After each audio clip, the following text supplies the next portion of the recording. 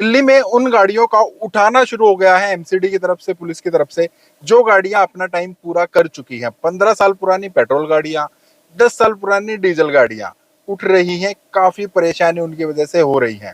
मेरे एक व्यूवर ने मुझे कांटेक्ट किया, उन्होंने बताया कि उनकी 15 साल पुरानी स्विफ्ट जो पेट्रोल में है, वो कुछ टाइम पहले पुलिस की तरफ से उठा ली गई। उसके बाद क्या कुछ गवर्नमेंट के नॉर्म्स हैं, आप अपनी गाड़ी को वापस ले सकते हैं, नहीं ले सकते हैं, क्या कुछ उन्होंने फेस किया, पूरी एक प्रोसेस, कैसे आप अपनी गाड़ी ले सकते हैं या नहीं ले सकते हैं, कैसे आप उस सेंटर पर जाएंगे, वहां से आपको क्या कुछ मिलेगा, अगर पैसे वापस लेने हैं तो वो कितने आपको मिलते हैं, और किस हिसाब से आपको वो स्क्रैपेज वैल्यू जो है वो सब मिलती है, और क्या धांधलीबाजी इसमें चलती है, क्या आप कर सकते हैं अगर आपकी गाड़ी का टाइम पूरा हो गया है। वो सारी चीजें उन्होंने शेयर की, वो चीजें मैं आपसे शेयर कर रहा हूं। तो आप थोड़ा ध्यान से सुनना, देखना क्या कुछ चल रहा है मार्केट में। हेलो, मेरा नाम है अमित और आप देख रहे हैं डेली ऑटो लाइफ। अब देखिए, एक दिन क्या हुआ, एमसीडी या पुलिस जो भी है उनकी तरफ से उनके घर के पास आए, उनकी गाड़ी जो है वो गली में खड़ी थी। अक्सर हम लोग कर देते हैं यार, बाहर खड़ी कर देते हैं। वहां से उनकी गाड़ी को उठाकर ले जाया गया।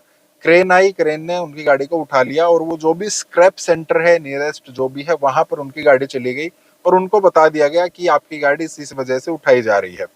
वहां पर वो गए। अब देखिए, सबसे पहले गवर्नमेंट के नियम क्या कहते हैं।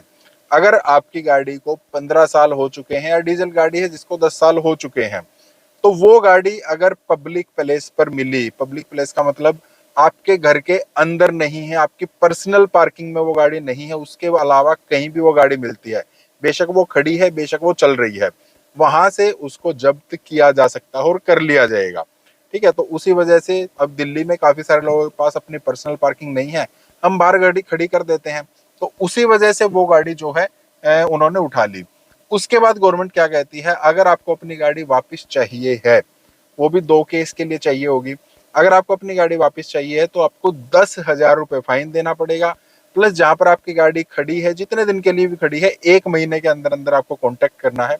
1 महीने के अंदर आप 10,000 रुपए तो फाइन भरिएगा, और साथ में जो पार्किंग की फीस है वो आपको देनी पड़ेगी। पार्किंग फीस वही बताएंगे जहां आपकी गाड़ी खड़ी है। उसके बाद आपको एक सर्टिफिकेट देना पड़ेगा कि आप अपनी गाड़ी को कहीं बाहर, दिल्ली एनसीआर से बाहर बेचना चाहते हैं तो आपको उस चीज की एनओसी मिलेगी, या आप अपने पास ही रखना चाहते हैं तो आपको पार्किंग के एक सबूत देना पड़ेगा कि आपके पास अपनी पर्सनल पार्किंग है और आप गाड़ी को वहां पर रखेंगे, गाड़ी को चलाएंगे नहीं। ये 2 शर्त आपको पूरी करनी है, उसके बाद आपको गाड़ी अपनी मिल जाएगी, गवर्नमेंट तो ये कहती है। लेकिन जब उन्होंने इन चीजों का पता किया तो मार्केट में हो क्या रहा है, वो उस डीलर के पास गए, स्क्रैप डीलर के पास गए जहां उनकी गाड़ी थी, वहां से एक सीओडी, सर्टिफिकेट ऑफ डिपॉजिट मिलता है।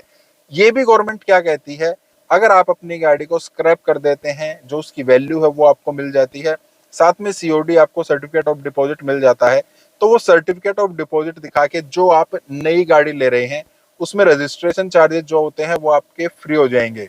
लगभग 600 रुपए के आसपास होते हैं, वो आपको नहीं लगेंगे।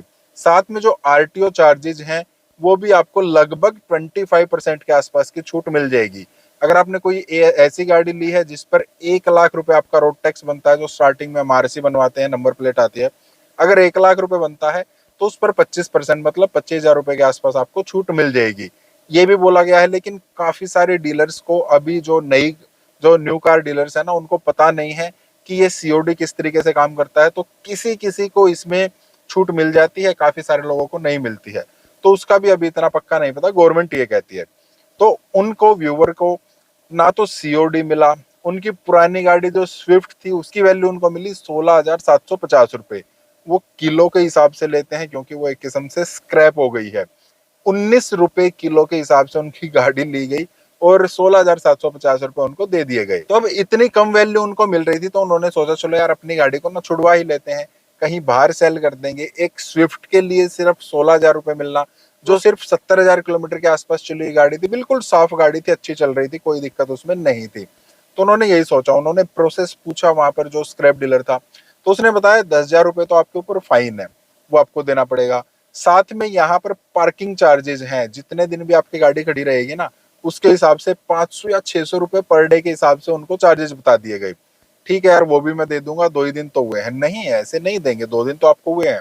आपको सबसे पहले तो अथॉरिटीज में जाना पड़ेगा, वहां पर उनको एप्लीकेशन देनी पड़ेगी, वहां से आपको लेटर बनवाना पड़ेगा कि आप चाहते क्या है इस गाड़ी का करना। वहां पर जाने के लिए आपको सबसे पहले आपके जो डॉक्यूमेंट है, आपका घर के जो डॉक्यूमेंट है वो लगेंगे, वो आपको वेरीफाई कराने पड़ेंगे। आपको ये दिखाना पड़ेगा कि आपके पास पार्किंग स्पेस है कि नहीं है। उन्होंने कहा नहीं, मैं तो अपनी गाड़ी ना बाहर बेचना चाहता हूँ। ठीक है, आपने बोल तो दिया बाहर बेचना चाहते हैं, लेकिन आपको पार्किंग स्पेस फिर भी दिखाना पड़ेगा। यहाँ से ले जाकर खड़ी कहाँ करेंगे? पार्किंग स्पेस आपको दिखाना पड़ेगा। डॉक्यूमेंट्स काफी सारे उन्होंने बता दिए। अब वो पहले घर जाते, घर जाके अपने घर को वेरीफाई कराते, वेरिफिकेशन के बाद फिर वो आरटीओ में जाते, वहां उनको एप्लीकेशन लिखते, वहां से टाइम लगता, फिर वो स्क्रैप डीलर के पास आते, वहां पर उनको फिर और चार्जेस देने पड़ते। 10,000 रुपए तो उनको अपनी गाड़ी के देने थे, मतलब जो उनका ऊपर फाइन लगा था। फिर हो सकता है इस प्रोसेस में 10 दिन लग जाए, 20 दिन लग जाए, 1 महीना लग जाए। 1 महीने के बाद अगर स्क्रैप डीलर के पास वो जाएंगे तो 1 महीने के बाद वो उस गाड़ी को स्क्रैप कर सकता है, वो उसके पास अथॉरिटी है। अगर वहां जाने के बाद भी, अब हमको पता है यार सरकारी काम में कितना टाइम लगता है, ऐसा तो है नहीं कि हम आज गए और आज ही काम हो गया। चक्कर कभी इधर कभी उधर, कभी इधर कभी उधर। और उसके बाद भी चलो मान लेते हैं कहीं रिश्वत वगैरह देकर, वो कह रहे थे यार 40 से 50 हजार रुपए, मुझे किसी ने बताए थे कि 40-50 हजार रुपए लगेंगे, आपको गाड़ी ये तुरंत छोड़कर दे देंगे। इतना टाइम लग जाए, मतलब इतना ज्यादा टाइम आपको फिर नहीं लगेगा। अब 50 हजार रुपए उन्होंने सोचा यार मैं अपनी जेब से दूंगा, यहाँ से गाड़ी लेकर जाऊंगा, उसके बाद इसको कहीं बाहर बेचूंगा। हो सकता है 50 हजार रुपए इनको देने के बाद 60 से 70 हजार रुपए में मुझे ये गाड़ी बिकने को मिल जाए, मतलब मुझे 70 हजार रुपए इस गाड़ी के मिल जाए, तो मुझे फायदा क्या है? 16 हजार रुपए तो ये अभी दे रहे हैं, 50 हजार रुपए मुझे और लग जाएंगे, तो लगभग उतना ही मेरा अभी खर्चा आ रहा है। तो उन्होंने उस चीज को ना छोड़ दिया, मतलब परेशान इतना ज्यादा कर दिया जाता है। गवर्नमेंट ने तो नॉर्म्स बना रखे हैं, लेकिन आम आदमी जब बाहर निकलता है तब उसकी सुनने के लिए कोई नहीं है। अब ये डीलर ऐसा करते क्यों हैं? एक तो देखिए इतनी सस्ती उनको पुरानी गाड़ी मिल रही है, एक किस्म से 19 रुपए किलो के आसपास वो दे रहे हैं।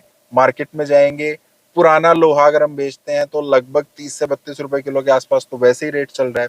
उसके बाद जो इंजन है, जिस गाड़ी के इंजन अच्छे हैं, उनसे वो जेनसेट बना रहे हैं, जनरेटर बना रहे हैं, जनरेटर बनाकर उनको बेचा जा रहा है, बाहर मार्केट में जा रहे हैं।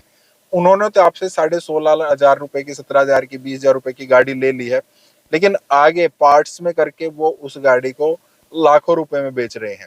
तो इस वजह से वो नहीं चाहते हैं एक बार जो गाड़ी हमारे पास आ गई वो हम गाड़ी कहीं बाहर बेच दें। और जितने भी जो भी अथॉरिटी में है, काफी सारे लोगों की मिली भगत रहती है, वो भी तो एक तरीका है। तो आप लोगों को क्या करना है? अगर आपके पास गाड़ी है पुरानी तो आपको क्या करना है? अगर उसका टाइम खत्म हो चुका है तो, अगर टाइम खत्म नहीं हुआ है, खत्म होने वाला है, तो जल्दी से उसको किसी ना किसी डीलर को बेच दीजिए। नई गाड़ी लेना चाहते हैं तो उसको एक्सचेंज कर लीजिए, या स्पिनी वगैरह को बुला लीजिए, Cars24 में बेच दीजिए, कहीं पर भी पुराने डीलर को बेचिए। अपनी तरफ से उस गाड़ी को आप निकाल दीजिए, ठीक ठाक पैसा फिर भी मिल जाएगा। लेकिन अगर टाइम पूरा हो चुका है, आप उसको कहीं बाहर खड़ी कर रहे हैं, कहीं मार्केट में निकाल कर नहीं लेकर जा सकते हैं, तो अगर आपके पास गाड़ी अंदर खड़ी करने की जगह नहीं है तो प्लीज उसको ना ढक कर रखिए, ताकि बाई चांस अगर अथॉरिटी से कोई आते हैं, नंबर प्लेट चेक करेंगे, खड़ी हुई दिखेगी, तो वहां पर फिर वो उसको उठा कर ले जाएंगे। उसको अच्छे से ढक कर रखिए। और मैं तो कहता हूँ उसकी ना नंबर प्लेट भी उतार कर अभी आप अपने पास अंदर रख लीजिए। वो कैसे देख पाएंगे कौन सी गाड़ी है? उनके पास बहुत सारी गाड़ियों का डेटा रहता है, वो नहीं समझ पाएंगे किसकी गाड़ी है, क्या है, कैसे है। इतना झंझट कोई नहीं पालता। जो आसानी से, आजकल तो वैसे भी आसानी से गाड़ियां मिल जा रही है ना, इतने ज्यादा शिकार घूम ही रहे हैं, तो आपकी गाड़ी की तरफ इतना ध्यान नहीं देंगे। अगर प्राइवेट पार्किंग है तो उस गाड़ी को अंदर ही रखिए। बाहर निकलिए, किसी डीलरशिप पर जाइए, उनसे पूछ लीजिए मेरे पास इस तरीके की गाड़ी है, आप खरीद लेंगे या नहीं खरीद लेंगे। बाहर किसी से बात कीजिए, कुछ ना कुछ आपको तरीका निकालना है। गाड़ी को बाहर मत निकालिए, कोई ना कोई गाड़ी को पकड़ लेगा। और एक बार अगर गाड़ी पकड़ी गई तो बहुत कम चांस है कि आपको वो गाड़ी दोबारा मिल जाए। सरकार क्या कहती है, गवर्नमेंट क्या कहती है, रूल्स अलग बात है, लेकिन एक्चुअल में जो हो रहा है, जो धरती पर, धरातल पर जो चीजें चल रही हैं, वो मैंने आपको बताया है। फिर गाड़ी मिलनी मुश्किल हो जाएगी। तो ये मुझे आपसे शेयर करना था। आपके साथ ऐसा कुछ हुआ है तो आप भी शेयर कर सकते हैं। आप कुछ कहना चाहते हैं, पूछना चाहते हैं, तो भी कमेंट कर सकते हैं। अगर इस टाइप की वीडियोस के लिए आप लाइक एंड चैनल को सब्सक्राइब करना। मिलते हैं नेक्स्ट वीडियो में। Thank you.